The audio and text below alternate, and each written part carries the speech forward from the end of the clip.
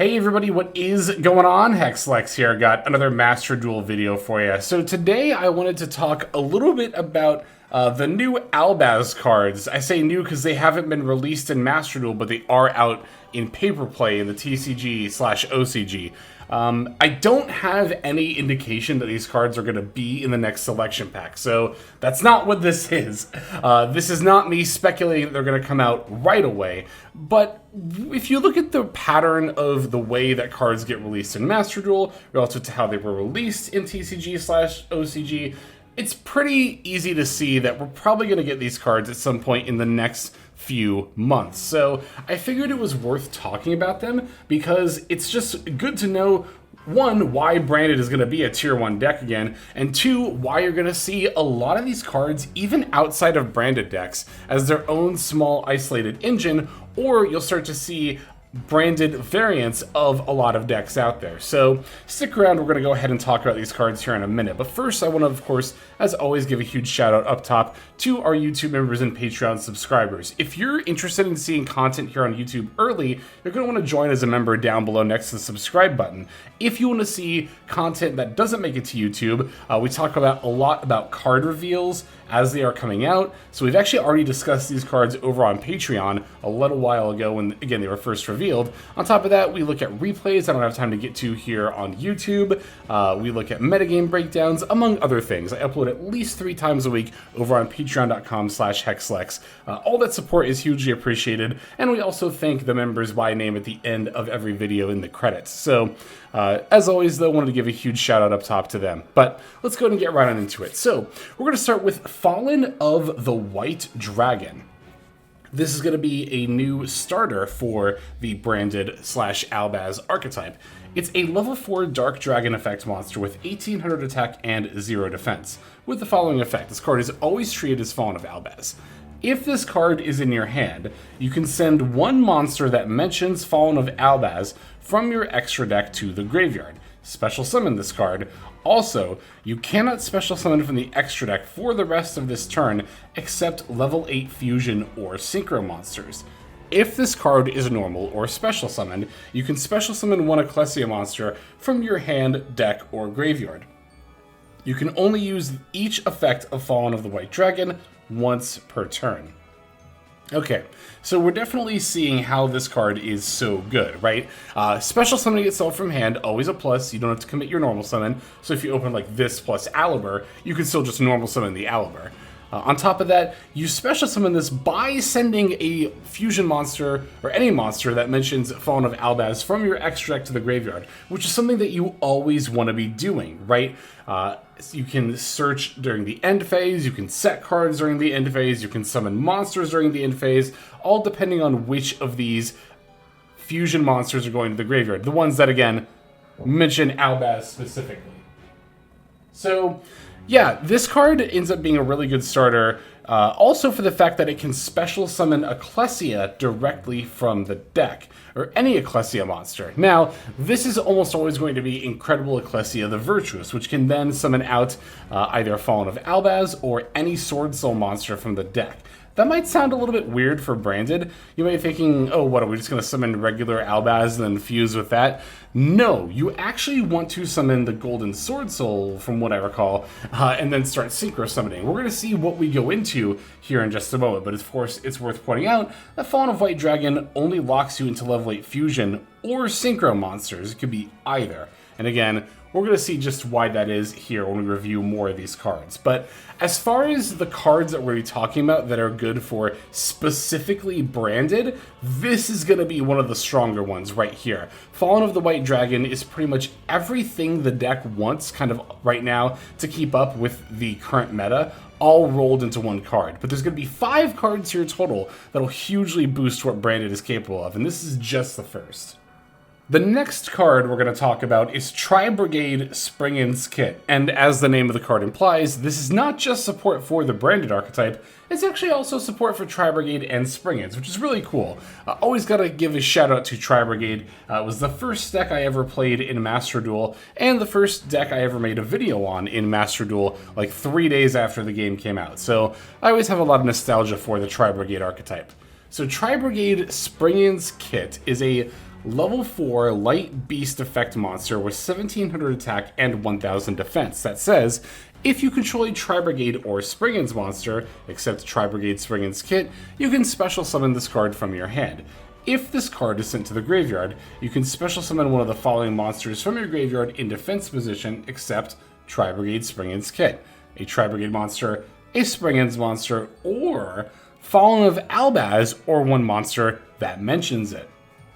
You can only use each effect of Tri-Brigade Springans Kitt once per turn. So the extender effect likely won't come up too much in Branded unless you like have Mercurier on the field, I guess, but really where this card shines is the fact that once it goes to the graveyard, you can revive Albaz or any monster that mentions it. Any monster that mentions it is also very, very nice because that can not only grab, of course, stuff like Ecclesia and Quem and all that and Cartesia, but you could even, in theory, revive some of the branded fusion monsters. If you were to, for example, Mirror Jade banish a card, then use it as a material, then send this later, you could then revive the Mirror Jade, and that would be extremely powerful. This card actually particularly shines in the grass builds of Branded.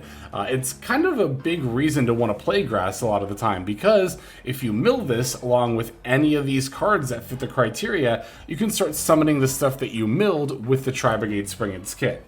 However, as you'll notice, this card really is not effective as a starter. In fact, it doesn't really do anything by itself, so you really only want to play one single copy. I guess you could maybe argue for a second one if you're playing a 60-card grass deck to try to mill this more often, but from what I could tell in all of the builds that I saw, they were only playing the one copy. I've even heard people say that you don't really need to play this card at all, but I have seen a lot of the 40-card builds in the OCG that are doing well are still playing a single copy. So 0 to 1 is a pretty good number for this. We'll worry more about like the actual, breakdown of it as these cards are officially announced, which again, I have no idea when that's going to be. I'm not saying that that's going to happen anytime soon, but I just like to kind of stay ahead of the curve and be prepared for what's going to come out before it actually does. So Tri-Brigade Springans Kitt, not quite as impactful as Fallen of the White Dragon, but definitely still a good piece of support. The dragon that devours the Dogma. So this is going to be a new fusion monster for Branded. It's a level 8 Dark Beast fusion effect monster with 3000 attack and 2500 defense. The materials are Fallen of Albaz, +1 light or dark monster, +1 effect monster. So that's 3 total materials.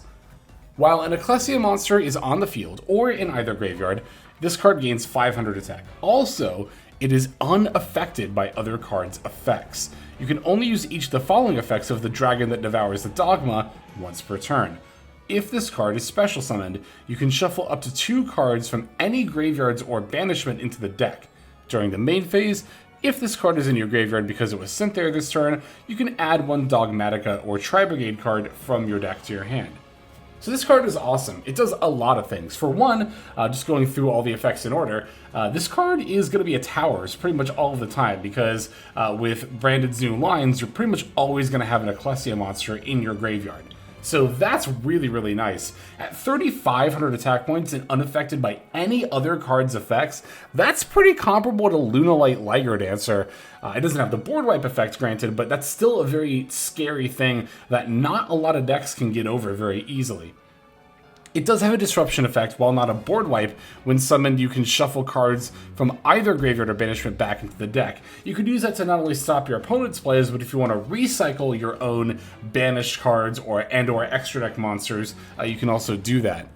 And of course, there is always the end phase when this card is sent to the graveyard. It's always going to be one of the more relevant parts of any fusion monster that mentions Albaz. This one in particular adds Dogmatica or Tri-Brigade cards, so really the main thing you're going to look to add with this one is Tri-Brigade Mercurier, giving you an extra negate going into your opponent's turn. So while this card is not super important necessarily for a lot of the turn 1 combo lines, it has a lot of utility and is very, very powerful. It can do a lot of different things, and as a result, it's kind of like a Swiss Army knife style card for the extra deck, right? Where it can get you out of a bunch of specific scenarios, or even if not, a specific scenario, you can just chill on it as a huge Towers monster. Again, it does require 3 materials, so it's a little bit more of an investment, but I still think it is a very, very strong card, and really, see, two of the materials are just any light or dark monster and any effect monster. Really not that difficult, and even if you're on super polymerization, you could potentially use one or maybe even two of your opponent's monsters to help make this. Just something worth considering. Very strong card, I think, that is always going to see play in new branded builds. Okay, so we talked about synchro summoning earlier with Fallen of the White Dragon, and this is kind of the fruition of that. Ecclesia and the Dark Dragon is a level 8 light spellcaster synchro effect monster with 2500 attack and defense. Materials are generic. It's one tuner plus one or more non-tuners. During the main phase quick effect, you can banish this card until the end phase, and if you do, special summon one Fallen of Albaz or one level 4 or lower monster that mentions it from your deck or graveyard. If this card is in your graveyard, you can target one level 8 fusion monster in your graveyard or banishment and one card on the field, shuffle both of those cards and this card back into the deck. You can only use each effect of Ecclesia and the Dark Dragon once per turn. So, this is what you go into a lot of the time with Fallen of the White, because again, you'll get to summon Ecclesia from any Ecclesia monster from the deck with the Fallen of White's effect. So, you could go for Incredible Ecclesia and then go for Fallen of Albaz and discard Diffuse, but that's so card inefficient. The best thing to do a lot of the time is actually going to be to summon Ecclesia and the Dark Dragon, and then you can start accessing monsters directly from the deck as part of your one-card combo line. This is also obviously going to be a lot of the reason why Fallen of the White Dragon allows you to synchro summon level 8 monsters in addition to fusion summoning. But it's more than just branded that this card is going to be useful for. In order to really kind of make that make sense, though, we're going to just go ahead and skip right to the last card that we're going to be talking about. We'll cover Ecclesia and the Dark Dragon a little bit more, but I want to reveal this last spell card first, and then we'll come back and talk a little bit about how this card pairs with it. And that final new card is going to be, in my opinion, probably just the most powerful. This is a card that you will be seeing not just in branded decks, but in a lot of decks when it gets released. It's a very, very powerful quick play spell card called the Fallen and the Virtuous. Again, quick play spell. This card is always treated as a branded and Dogmatica card. Activate one of these effects. Send one monster that mentions Fallen of Albaz from your extract to the graveyard, then target one face-up card in the field. Destroy it. If you have an Ecclesia monster in your field or graveyard, target one monster in either graveyard, special summon it to your field. You can only activate one The Fallen and the Virtuous per turn. So this actually ends up being one of the stronger board-breaking cards that we've seen in Yu-Gi-Oh! Period. And it might not look like it on the surface, right? You might be thinking, well, all it does is destroy one face-up card on the field. How is that powerful? But you have to think back to the card we just read, Ecclesia and the Dark Dragon. Since you're going to be sending a Fallen of Albaz extra deck monster to the graveyard in order to activate this, you can send Albion, or you could send, you could send any number of those cards if you're playing a branded deck, but for using this card as a isolated engine, you're going to be mainly focusing on Albion the Branded Dragon. Had to remember what the actual title of that one was. The red one, the one that uses the light monster, as well as Ecclesia and the Dark Dragon that we just talked about. This will kind of let you get into a little bit of a cycle with them, right? You can use the Fallen and the Virtuous to send Albion, the Branded Dragon, to then destroy a card. Then, on top of that, you can also go for another copy of the Fallen and the Virtuous during your end phase, because Albion the Branded Dragon will have been sent there, so to the graveyard from the extra deck. So that lets you set another copy of this card. From there, you can use your next Fallen and the Virtuous to send Ecclesia and the Black Dragon. Now remember again that Ecclesia and the Black Dragon has that graveyard effect where you can shuffle it and another one of your, or not shuffle, but you can take it and another one of your Albaz extra deck monsters, put them back, and then shuffle a card in the field back into the deck. If you wanted to, you could even keep Ecclesia and the Dark Dragon in your graveyard, and then you could use this not only to destroy cards, but also steal monsters out of your opponent's graveyard, or even revive monsters from your own graveyard. It's disruption, it's an extender, and it requires fairly minimal commitment to actually play this. In addition to, of course, the 3 main deck slots for your copies of the Fallen and the Virtuous. Again, if I'm remembering right, it's only Albion the Branded Dragon and Ecclesia and the Black Dragon that you need in your extra deck. So if you've got 2 extra deck slots, you can play this very powerful card. As mentioned, this is something that you're going to be seeing generically in a lot of decks.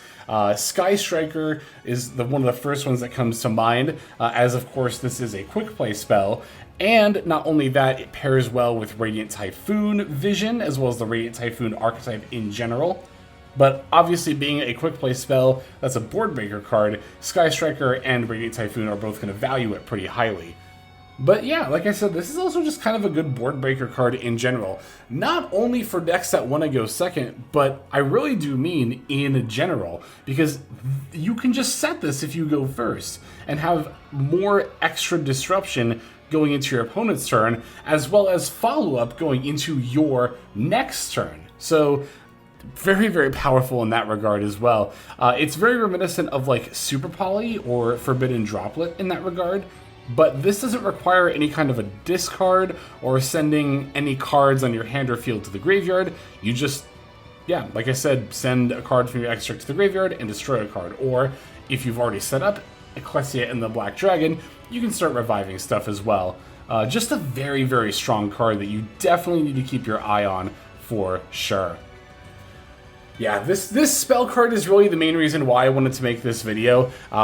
Normally, I don't talk about cards outside of them being officially announced before they're released in Master Duel, but as I've been doing research for not only upcoming meta decks, but also decks that are like Cool Tune that are currently meta and like Sky Striker, I'm just seeing so many decks in paper play just jamming 3 copies of the Fallen and the Virtuous. Now, granted, because of side decks being a thing in paper play, you're probably going to see that a little more often in the TCG and OCG than you would in Master Duel. But I definitely still think you're going to see this card a ton in Master Duel in a lot of different decks. And again, as mentioned, this card alone not only enables a smaller isolated package with itself and just a couple of extra deck monsters to be used, but it allows for a lot more wiggle room as far as expanding other decks into a more dedicated branded package. You're going to be seeing branded variants of a lot of different decks moving forward. Again, just want to make sure that we're all kept in the loop and in the know here. So wanted to take some time to talk about these 5 cards. Thank you, as always, for giving this video a watch, especially if you're still watching and did it all the way to the end. Super appreciate that. It's one of the better ways you can support not just me, but any smaller YouTube channel. Speaking of support, though, we're going to move on to our outro, though, so we can thank our YouTube members and Patreon subscribers once again for their very generous support. Hey everybody, Hexlex here. Thank you so very much for watching all the way to the very end of the video, which by the way is one of the best ways to support the channel. Speaking of supporting the channel, take a look at the names on screen. These are folks who have been so generous as to either join as a YouTube member or subscribe over on patreon.com/Hexlex to support. There's also perks for doing so. If you would like to see YouTube videos early, as well as some exclusive videos that get uploaded to YouTube, but for one reason or another I decide not to publish, definitely go ahead and hit that join button to see content early, as well as some exclusive content. If you're looking for more exclusive content, over on patreon.com, I upload exclusive videos that are not posted on YouTube just about every single day. Whether you choose to subscribe over on Patreon, join as a YouTube member, or simply continue to watch, your support is greatly appreciated. Thank you so very much. But for now, this is Hexlex. I am signing out, and I hope that you have a fantastic day.